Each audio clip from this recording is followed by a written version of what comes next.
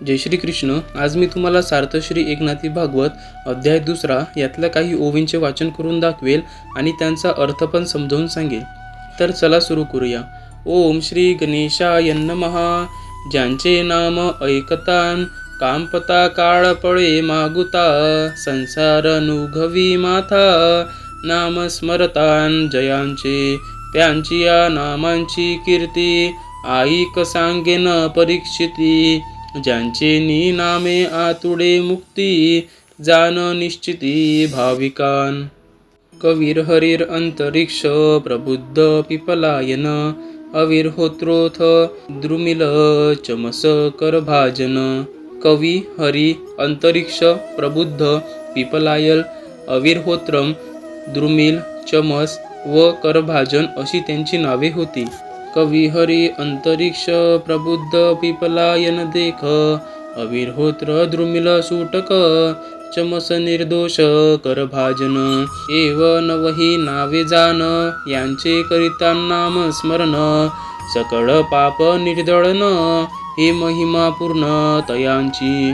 त्यांची परमहंस स्थिती सांगेन मी तुझ प्रती, ज्यांचे नी पावन होय क्षिती, त्या या नवमूर्ती पुण्यपूज्य. एते वै भगवद्रूपं विश्वं सदात्मकं, आत्मनो व्यतिरेकेन पश्यन्तो व्यचरन् महीम्. ते या कार्यकारण व्यक्त आणि अव्यक्त भगवत स्वरूप जगाला आत्मरूप अनुभव घेत पृथ्वीवर स्वच्छंद विहार करू लागले. ते वेगळे दिसती नवांक, परी भगवद्रूपे अवघे एक. संता संत जन अनेक, आपणां सकट देख एकत्वे पाहती. त्यांसी तव असंतता उरली नाही सर्वथा, संत म्हणावया पुरता भेदून ये हाता चिन्मयत्वे. जग परिपूर्ण भगवंते, आपण वेगळा नुरे तेथे. तव भगवत द्रूप समजते, भूते महाभूते स्वयं देखे. हेही देखते देखणे, तेही स्वयं आपण होणे. होणे न होणे येणे जाणे, ही गिळुनी लक्षणे विचरती मही. अव्याहतेष्ट मतयः सुरसिद्ध साध्य गंधर्व, यक्ष नर किन्नर नागलोकान. मुक्ताश्चरन्ति मुनिचारण, भूतनाथ विद्याधरद्वी जगवान भुवनानी कामम. त्यांना कोठेही जाण्यास प्रतिबंध नव्हता. ते जिथे इच्छा करतील तिथे जात होते.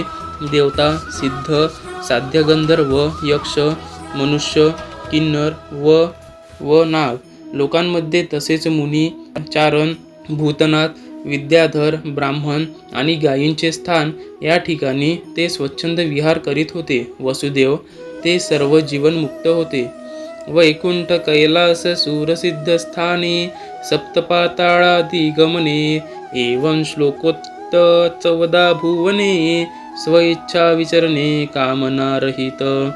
त्यांसी जीवी नाही विषयासक्ती, या लागे खुंटे ना त्यांची गती. इच्छा मात्रे गमन शक्ती, सुखे विचरती निष्काम.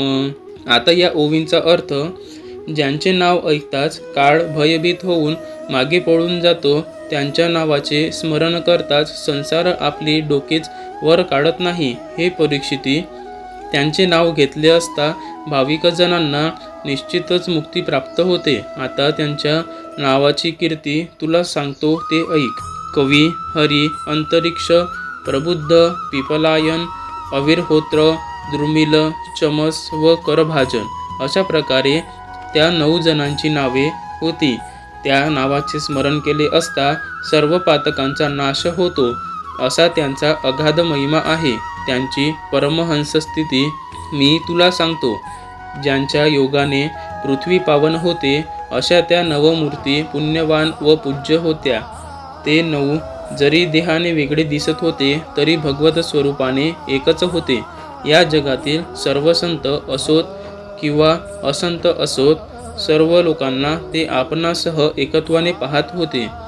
त्यांना असाधुत्व कोठेच उरले नव्हते. सर्व चिन्मय झाल्यामुळे संत म्हणावयास अवश्य असलेला तो भेदही राहिला नव्हता.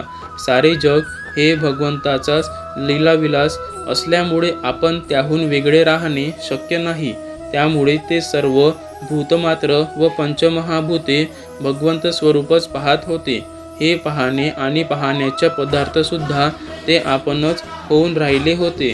होणे न होणे, येणे जाणे ही सर्व लक्षणे गिळून टाकली होती. त्रिपुटी भगवत स्वरूप करून सोडल्या होत्या आणि अशा अवस्थेत ते जगात वावरत होते. वैकुंठ, कैलास तसेच देव व सिद्ध, साध्य, गंधर्व, यक्ष, नर, किन्नर, नाग, मुनी, चारण, भूतनाथ, विद्याधर, द्विज, गायी इत्यादिकांची स्थाने, सारांश 7 स्वर्ग व 7 पातालादिक म्हणजेच 14 लोक यांमध्ये ते स्वेच्छेने विहार करीत होते. ते स्वतः सर्व कामनाशून्य होते. त्यांच्या अंतःकरणात विषयशक्ती नसल्यामुळे त्यांची गती कोठेही कुंठित झाली नाही. केवळ इच्छेनेच त्यांना वाटेल तेथे जाण्याचे सामर्थ्य असल्यामुळे ते अनायासे सर्वत्र सहज संचार करीत असत. धन्यवाद. माझ्या चॅनलला लाईक करा, सबस्क्राईब करा, शेअर करा आणि कमेंट करायला विसरू नका. जय श्री कृष्ण.